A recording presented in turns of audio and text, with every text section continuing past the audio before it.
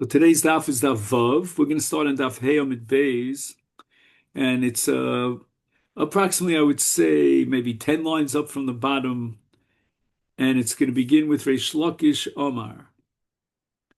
Now, let's give a little bit of an introduction here. The subject of the daf is a Kal Vachomer and a Pircha to the Kal Vachomer. The question is, why do we need in the Brisa a special pasuk to teach me that a treifa, an animal that's going to die because of its internal wounds, cannot be brought on the mizbeach, and the Brisa derives that from a miyud of min habakar, from the bakar. And the Gemara says, why do you need such a limud? It's totally superfluous and unnecessary because we have a kavachomer.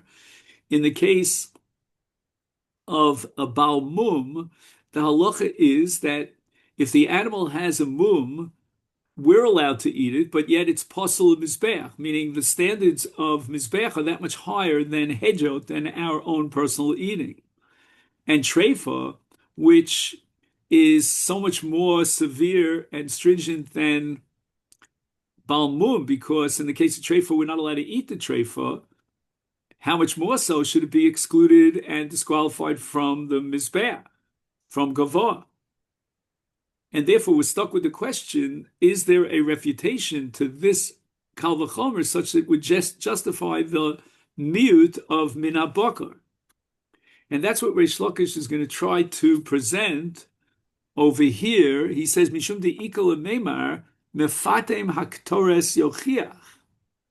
Now, if we take the case of Pitum Haktores, we're going to see a pircha on the Kal Vachomer, Sha'asal Lehedjar Umutal Gavah.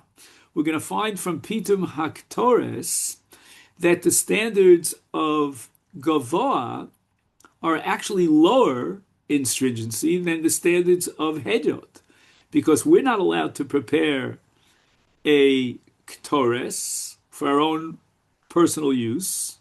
That's a very severe Isur. And yet, that Ktores, once it's prepared for the Mikdash, is brought on the Mikdash. So the Gemara says, Mefatem Gavrahu. The one who went ahead and took the liberty of preparing a ketores, he's a person. What did you say? What did you mean when you said that as far as gavoa is concerned, mutal gavoa, that as if to say that which is prohibited for us preparing the ketores is permissible for God? Are you telling me that God is allowed to prepare a ketores? Ella pitum aktoris yochiach. We're not talking about the actual mefatim. We're talking about the compounding or preparing the ktores, but in terms of the person who did it. Asr lehejod umutul gavah. What was his kavana? What was his intention when he compounded the ktores? Did he have in mind for his own personal use? And that's prohibited with a very strict isur. Or did he have in mind that this ktores is being prepared for gavah, for HaKadosh Baruch Hu, and the ktores that's brought in the Mikdash? So therefore, we want, once again, we seem to have a refutation of the Kal V'chom, because we're going to prove that Adarab, the standards for Adam, for Achilas Adam, in this case it's not Achilas Adam, but preparing the compound of the Ketores, are that much more severe than the standards of Gavah. The same Ketores, exactly the same Ketores, would be also for us to prepare, and yet if the Kavanah was done for Gavah, it's mutter for Gavah. So in that case, it's very possible that in the case of Treifa, even though Treifa is prohibited for us, for Achilas Hedjot, but nevertheless it might be mutter for the Mizbeach, meaning we're taking something that's also for us, but we're doing it for the purpose of on high, that could be mutter. And therefore we justify the need for a pasuk, Mikol HaBakar, to exclude a Treifa from Karbonos. And the Gemara says, no. Malad Pitum HaKtorah Shekei Mitzvasa B'kach. The way the Torah commands us in Ketores is to bring the Ketores that was prepared for the sake of Mizbeach.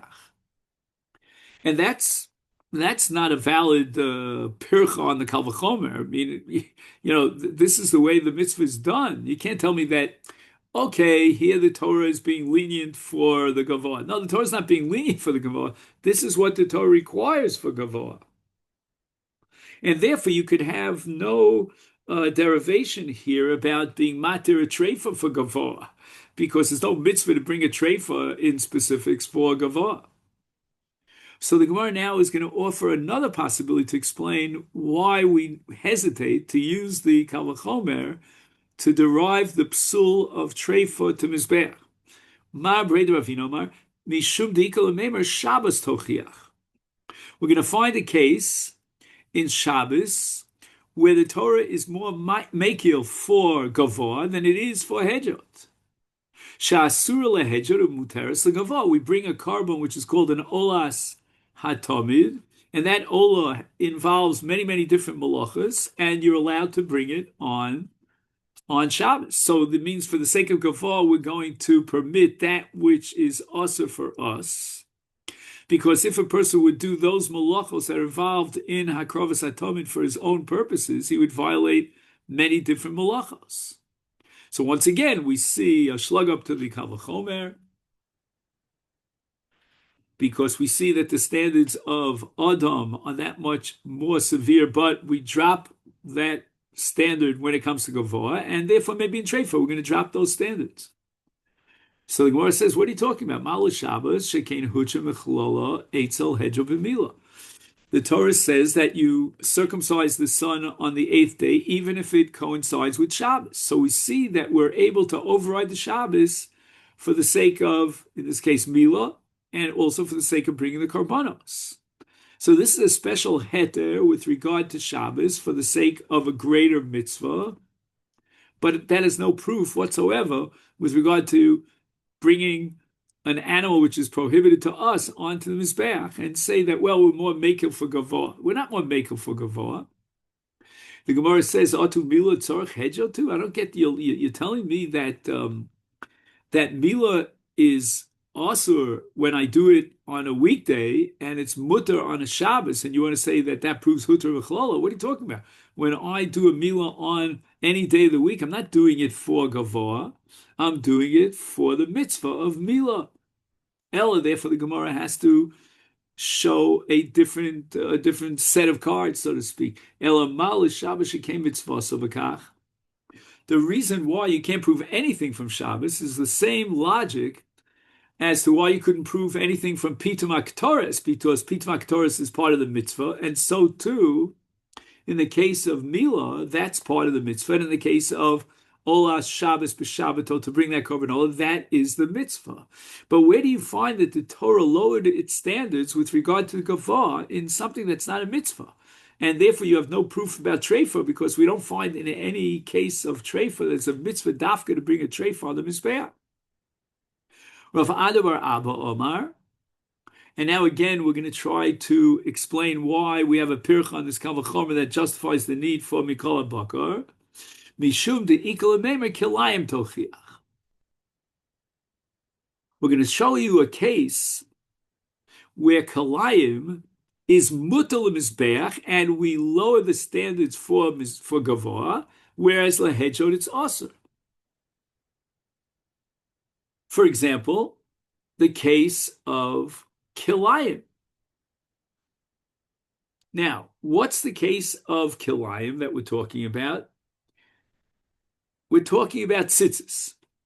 Now, we have to understand that tcheles is amra, which means that's Arabic for wool. Now, if you have a beged shel pishtan, which is made of linen, you're allowed to put, according to the Raisa anyway, you're allowed to attach tcheles, which is made of wool, and tie it down to the beged that's made of pishtan. That's a violation of the Isur Kilayim. But for the sake of gavah, we're going to allow you to do that. Even though if you were wearing it for your own purposes, a combination of wool and linen, it would be prohibited. So you see the Torah lowers its standards with regard to gavah, and therefore could very well be that treifa. even though it's also lehedjot, it could be mutal gavoa. So Gemara says, what are you talking about? Malik kalayim shkein hutar mechlolin eitzel hedjot b'tzitzis. The Torah went ahead and said that this mixture of wool and linen is going to be permissible for the sake of a mitzvah of tzitzis. And therefore, we don't find any dinim of kilayim that the Torah was matir, and therefore we're going to say that the Torah would be matir treifa for the sake of the mizbeach. Gemara says, wait a minute, atu tzitzis tzorach hedjotu mitzvah. So what we're seeing now is that the purpose of wearing this mixture of tcheles on a beged of pishtan, which means kilayim, is for the purpose of a mitzvah. That's the way the Torah wants you to fulfill the mitzvah. Ella, and here we're going to turn to Daf Vav. Malik kilayim shemitzvah b'kach. And as we said over and over again, mitzvah b'kach removes any sort of pircha on the kal v'chomer. Another possibility as to why the kal v'chomer is not solid. Rav Shishbred Rav Idioma Mishum de Ikol Meimar Liheder Dina V'Tesi B'Me'atzad. Why don't we try a B'Me'atzad over here? We're going to take the cases that the Gemara had earlier, which we didn't do today. That was in Daf Hey of Chelev and Dam, together with Malika. And what are you going to say? You're going to say, well, you can't prove any proof from Malika Malamika Sheken Kedusha So Sarta, right? It's the kiddush of the bird for the mizbeach is through malika. The act of malika actually is makadesh. That doesn't prove anything as far as our kal v'chomer is concerned. Chelev and dam yochichu, but in the case of chelev and dam, you're not going to say that the chelev and the dam is makadesh, the carbon. Oh, but you're going to reject chelev and dam because the rest of the animal is mutter, is malika tochiach. Because in the case of malika, once you kill the bird through malika, the entire bird from head to toe is prohibited for hedjot. It's nevela. V'chazar adin. So every time that you bring up a rejection, I'm going to add the other one. And it's going to be this, non-ending cycle. Lo roizek roizel lo roizeh atzad eshovish behen shasurim lehedjot umutarim legavah. At the end of the day, you're not allowed to eat dam or chelev. You're not allowed to eat nevela. And yet, for the sake of the mizbeach, we could take dam and chelev, put it on the mizbeach, and take nevela after malika and put it on the mizbeach. So we see that the standards of gavoa allow you to bring onto the mizbeach that which you yourself cannot eat. Is therefore afadi avi treifa. Now, if not for the pasuk of bikol bakar, I would have said that treifa, even though I'm not allowed to eat it, I could bring it on the mizbeach. Afal pisha asur lehedjete muteres legavoa. Gemara rejects this too. Malit tzadashavim shbehem. I have a pircha that's common to both of the elements of the ma'atzon. You have an element of malika, and you have an element of chelev and dam. Shekei mitzvah b'kach. That's exactly how the Torah envisioned, or shall we say, designed the mitzvah of hakrava. The hakrava has to be through the dam and the chelev. Dam is brought on the mizbeach as a zrika, and chelev is going to be burnt on the mizbeach as a ketara. And in the case of an oaf, the way that we bring the carbon is through malika. And that's mitzvah sabakah. It has nothing to do with our discussion about treifa. Ela Ravashi, another attempt to try to break up this kal v'chomer, mishum de'ikol maybe make kar dedina pircha. From the get-go, I have a pircha, a flaw that I find in this kal v'chomer. Why? Mehecha kamaisi leimi balmum. The whole kal v'chomer was built on balmum. That a balmum is allowed to be eaten, and you shech the animal, you eat it, but a balmum is possible in misbets. How much more so treifa? Mala balmum shekain asavo makrivim ki kravim. The status and the psul of balmum is very unique because it applies not only to the kravim meaning to the carbon itself, the animal itself is possible, but also to the makrivim. The makrivim are the kohanim who bring the carbon. If they're suffering from a mum, then we have a whole parsha in the Torah in Vayikra to tell us which particular injuries or blemishes will disqualify the Kohen. So therefore, let's take a look at the case of a Kohen who's a treifa, and this is a sugya in Masechta Bechoros on Daf Mem Hey, and there the sugya based on the Mishnah determines that if the Kohen is a treifa, nevertheless, he's going to die within a short period of time, but nevertheless his avoda is kshera. He's not posel avoda, so we can't derive some sort of a logical chumrah in treifa and say that, well, if balmum is posel in mizbeach, then certainly I might, and therefore I'm going to apply the logic of treifa to mizbeach, because a treifa is a makriv. He's kosher lakrova. Amalei Rav Acha Sabel Rav Ashi Yotze Dofen Yochiach. Okay, now we're getting into the laws of Bechoros. And Bechor is called Peter Rechem, and he is Kodesh LeMizbeach with his birth. But what if he's born through a cesarean section? I never understood what the word section means here in this context. Anyway, a cesarean surgery, I would have called it anyway. Maybe section means surgery. I don't know. Anyway, Shalo Asab Bo Makriven Kikravin, right? Guess what? If you have a Bechor, a behema Bechor, that was born through a cesarean, then that Bechor is not a Bechor. As far as Mizbeach is concerned, he doesn't have Kedushas Bechor. So you can't bring it on the Mizbeach. If you were to bring that animal onto Mizbeach, that would be a violation of Chulin Bazar. But yet, Mutal Hejod V'Asal Gavor. A Hejod is allowed to eat this Bechar. The Bechar is not in any way a treifa or an avelu. You shech the animal and you eat it.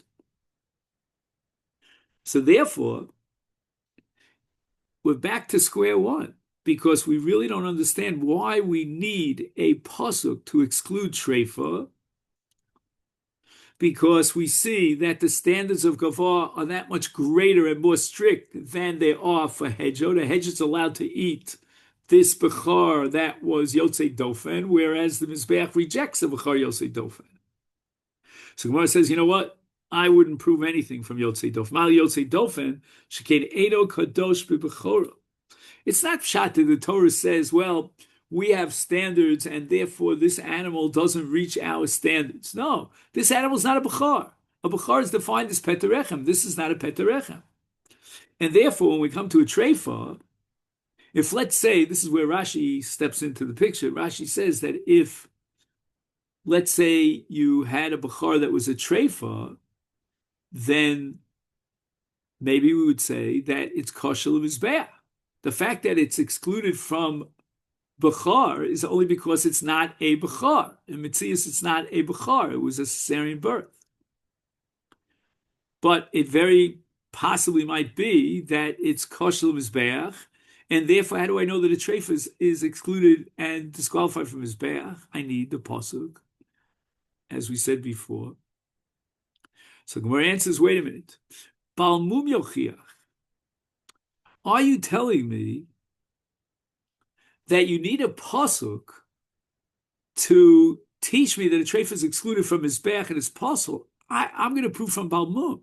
After all, in the case of Balmum, we say that it's mutal hejod, but it's also it's possible mizbeach. So therefore, we should derive the conclusion from Balmum that a treifa should certainly alachas kama v'kama the kolshked should be possible mizbeach. Gemara says, wait a minute, Mala Balmum, Shkein also Akriva Kirkraven. As we said before, in the case of Balmum, the Torah imposed the principle and the psul of Balmum not only on the korban itself, the animal, but also on the Kohen. And in a case of a Kohen who's a treifa, he's kosher avoda, so we can't derive any conclusions about the fact that a treifa is chamerdik from the fact that makrivim can makrivim, because in the case of a treifa, the makrivim are kosher. He's kosher as a makriv. Now again, the Gemara wants to suggest Eitzad Hashavah, Yotzei Dofen Yochiach. Let's go back to the case of the cesarean section.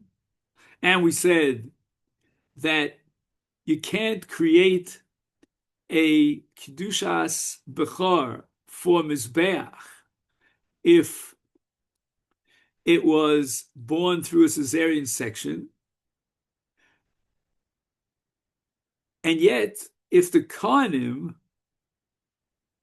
are born through a cesarean section, that doesn't in any way passel them, invalidate them for the carbon. So therefore, the treifa therefore should also be derived as an invalid carbon, and we don't need the pasuk. But for chazar did. Lo roizeh roizeh lo roizeh roizeh hatadashov shebhem shemutarim lehejav asum legavah. So it's common now to all these cases, whether it's a mum that passels a kohen as a makriv, or whether or not it's the animal itself that has, in the case of Bechor, a cesarean section, and therefore it's not sanctified as a Bechor. So neither of these two stringencies in and of themselves can create a pircha on the Kal V'chomer. But if we combine them too, the combined powers, is that Tzad HaShavah, what's common to them is whether or not it's the Kohen Balmum being Pasal Mizbeach, whether or not it's the Bechar that was born through a cesarean section, Mutarm Lehejot. In all those cases, there's no Isa Lehejot, but Asum Legavah, they're excluded from Gavah, but Kol Shkein Treifa. How much more so Treifa, which is also Asura Lehejot, Te Asura Legavah. So it would seem at this point that the Gemara's final conclusion is that the Kal V'chomer could be valid, and as a result, we would certainly disqualify a treifa for the mizbeach. So why do I need the extra pasuk?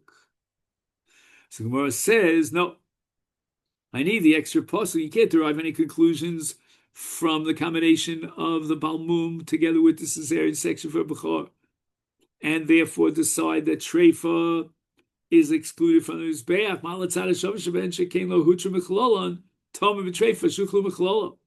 Now, what does this mean that treifa is huta mechlolo? Unless it means a heter or no. I couldn't figure this out. 1 second.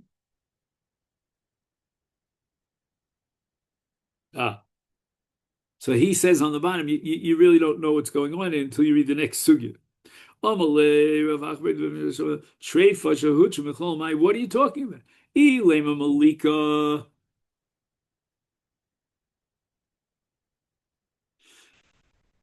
Now, malika makes the animal into a treifa. I'm not exactly sure why, but malika kills the animal, the bird in this case. Malika di olas ha'of kavoa. Right? We bring in olas ha'of after malika on the mizbeach. Is balmum nami bi ofos ishtruye ishtre. Right? If you have a balmum, there's no psul in ofos. There's no such thing as a psul balmum in ofos. It just doesn't exist. We learned in a brayso, tamus v'zachrus b'behema. Tamus means that it's unblemished, and that applies to a behema, but ain tamus v'zachrus be'ofos.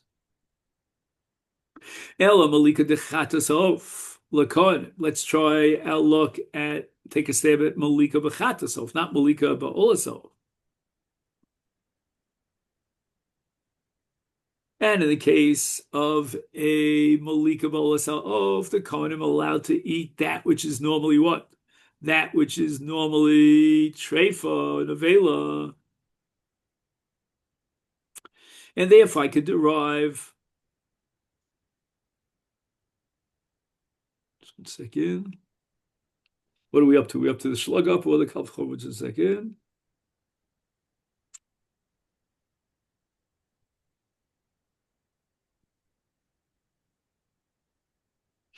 Right? So here we have a case where the Torah was matir a treifa, lachilas adam.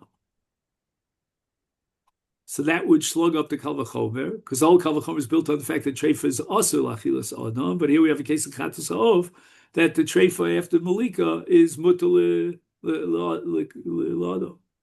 When it says kohanim yishulchan gavah kazachu, it's not that the kohanim are eating achilas hedjot on a treifa after Malika of an olas of a chatas ha'ov. No, that's the principle of Kohanim Mishulchan Gavah Kazach.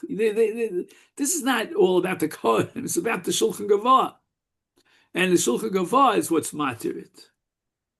Ella, so we have to find another flaw in the Kal Vachomer. Ella Prichachi, Malit Tzadashav Shebahen, Shekein Mumon Nikar, Tomer B'Treifa Shekein Eino Mumar Nikar. And Mishum Hachi, Itzrich Kra. So this is the final conclusion of the entire sugya, and that is that we need a pasuk to exclude treifa, because treifa is a lower level kind of a psul, in the sense that it's ein mumar nikar. It's only an internal organ, you can't see it on the outside.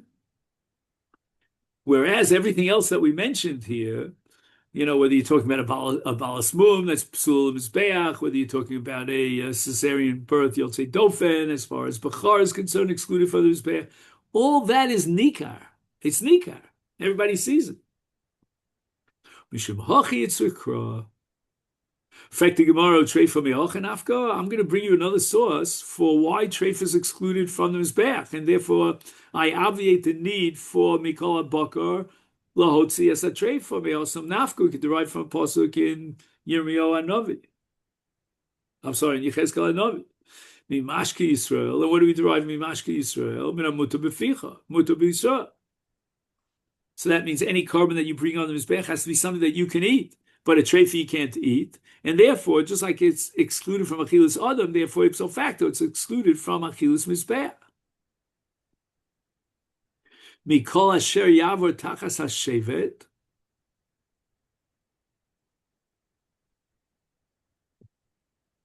So this is what we call meiser behema, and there's a ribui here in the word mikol. No, I'm sorry, the mem of mikol is a mute, not all but some.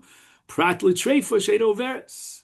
So it turns out that treifa is excluded from the mizbeach, because the Torah only allows kol asher yaver tachas hashavet, but not all of it, to the exclusion of a treifa. So why do I need the pasuk mikol habakar tzrichi? I need a both. De'i mimashke Yisrael. If we only had the pasuk mimashke Yisrael, is havamina lemiute heichid lohoisel shasa kosher. If you have an animal that was excluded for achilas adam from its birth,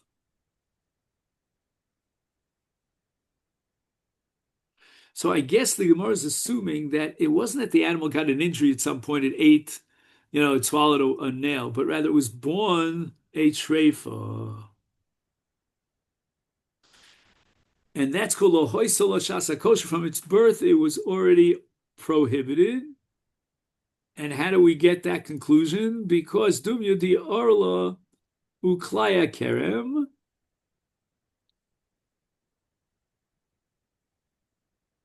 which did not have a moment in which you were allowed to eat this arla or this klaya kerem. Avol hoisel shasa kosher. But in a case like the animal became a treifa, not at birth, it was a treifa, but it became a treifa later on, it swallowed a nail, is ematis kasher. I would say that it's kosher l'mizbeach, because the pasuk is only excluding the case of lo haisel shasa kosher. It's kosher rachmana kol asher ya'avar.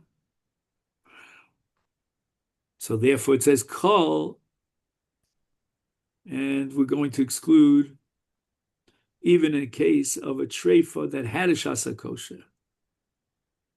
Because Rachmana kol asher ya'avar havamina lemute heichad nitrefa v'sofi kedisha. the question is not was it born as a treifa, but did it become a treifa before he was magdish the animal?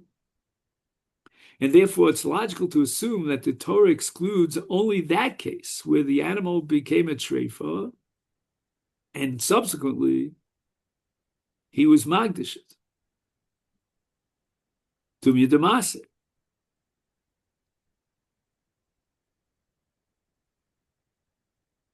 Now, what's Dumya Damasa? He writes here that,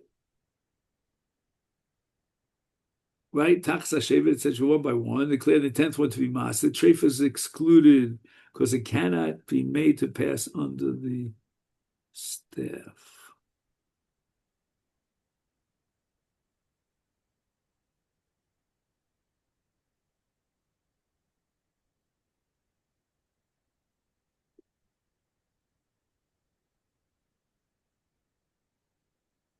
Avalik Dishal B'sof Nitrafa.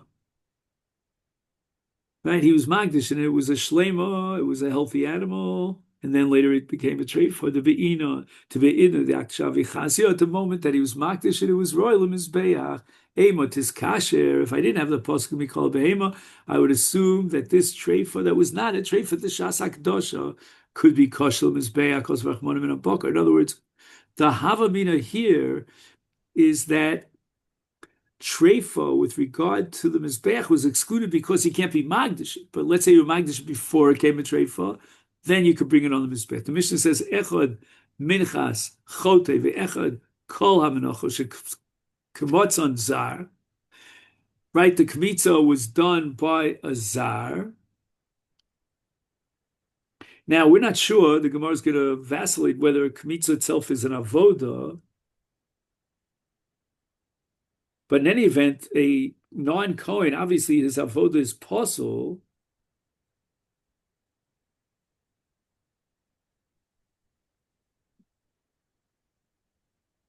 And this is interesting because Kmitza in Menachos parallels Shchita in Zvachim, and yet with regard to Zvachim, we say that the Shchita is not an avodah, and even a non-Kohen is allowed to do the Shchita. But here, in the case of Melicha, we need a Kohen to do the Melicha.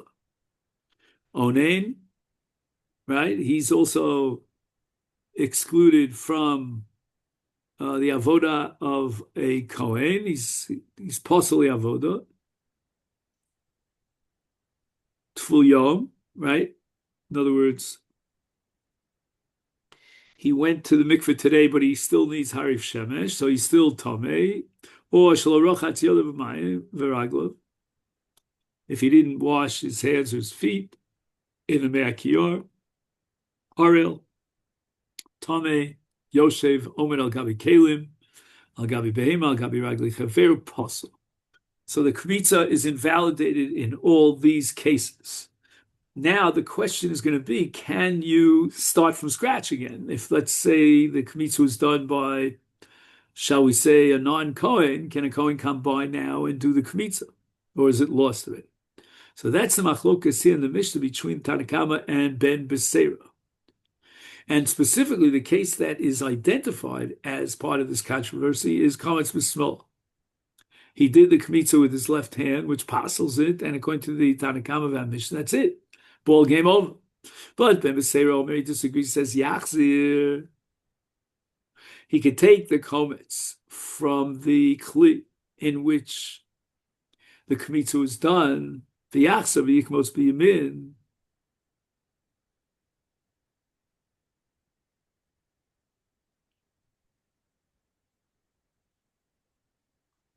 Now, the big issue here is Ben Beseira's Kula referring to all the above or only to the last case mentioned, the Kamatz B'Psal and Yachzo v'Yikmotz b'Yamin?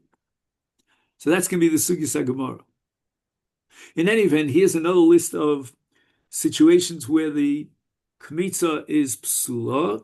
Kamatz v'yola b'yado tzrar. Now, the Kmitza has to be directly in contact with the fingers of the Kohen, and here there was a pebble that was mafsik, or gargamelach, or a grain of salt, a karat shalavona, particle of levona, posel. The kamitza is invalid. Mipnei amru hakometz hayoser v'achoser posel. Okay, what does that mean? Yoser or choser? Ezu yoser shekmotzo mevorotz. Just 1 second.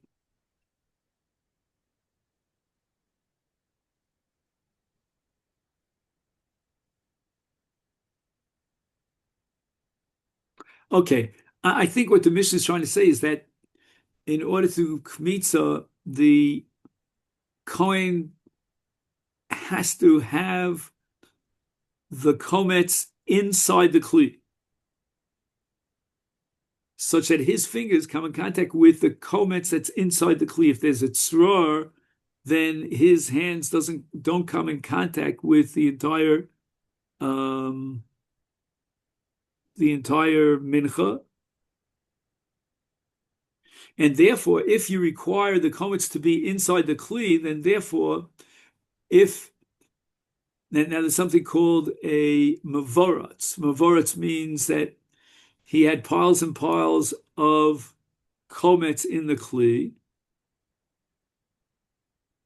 So that's called yaser, excessive kometz, because anything that's above the kli is not sanctified by the kli shares. And chaser is shekmatzo b'rosh etzba'osav. Right, he performed the kmitza with his fingers. So wait a minute, what's the problem with Rosh Etzba'osav? Rosh Etzba'osav means that he folded it down on his palm, right here, below the tip of his finger. That's not kmitza. Kmitza has to be, very hard for me to do it anyway, where he grabs onto the bottom of the palm of his hand. Let's just see if he points this out. He did not extend his fingertips over the entire palm of his hand. The Gemara says, "Lamali lemisna echad minchas chotev echas kol menachos lisnei kol menachos kmotzon zar." Why did the Mishnah have to specify the case of minchas chotev? LeRab Shimon itzrich. The Sanya Omer Rab Shimon b'diru shetei minchas chotev te'una shemen levona shelo yeh chotev niskar u'bnei ma eino te'una shelo yeh korbono mehudar u'bedinu shetehei chatas chelev te'una nesachim. Shelo yeh chotev niskar u'bnei ma omru eino te'una shelo yeh korban mehudar. Okay, so now we have two cases of a chote who brings a korban, and because it's a chatos to atone for a chet, therefore we leave out any sort of extravagance. For example, we're not going to add shemen ulavona. Okay, that's minchas chote. Then we have a regular korban chatos in zvachim, and once again, we're going to require nisachim because we don't want him to get away with saving his bucks from nisachim. But nisachim is something that's mehudar, that is extravagant. It's let's just see if he gives a translation of the word mehudar. Elegant, okay, that's not bad. So all these elegance have to be left out of a korban chatos, which is coming for chet. I guess you'd say in English it has to be austere, if that's a good word.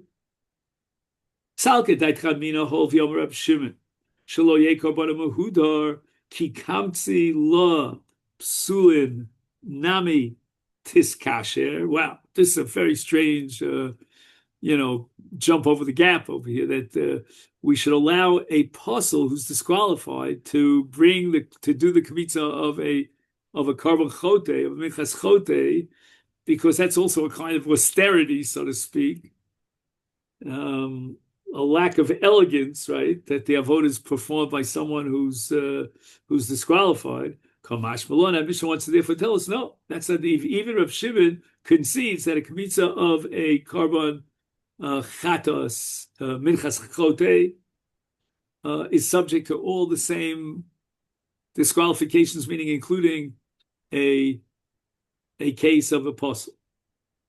Affecting Gemara, Hachi. Right, we still have 3 minutes. Hachi, Hasam Nami there. What about the Mishnah in the beginning of Zvachim? Listening, Echad Chatas Chelev Echad Kol Zvachim, Shekibel Dom Zar Ve'onen. Right? It should have mentioned not only, Chatas Chelev and so forth. It should have also specified a Chatas.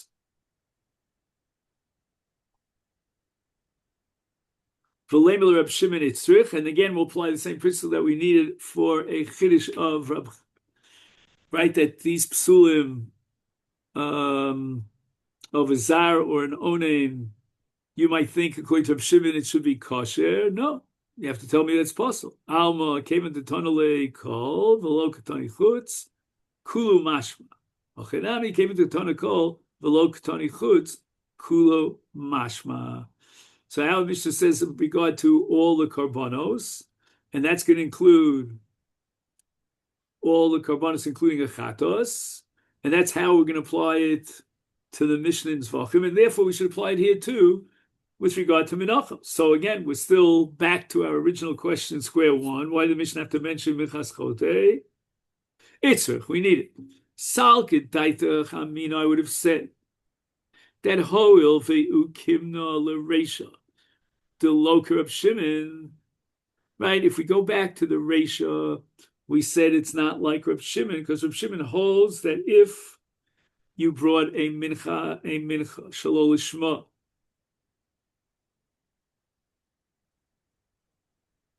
then he was Yotzei Yidei Chova, right? It's all about L'Shem Chova. And the Mishnah says that it's possible. So the Mishnah there is against Reb Shimon, is Sefer Nami Dolok Reb Shimon.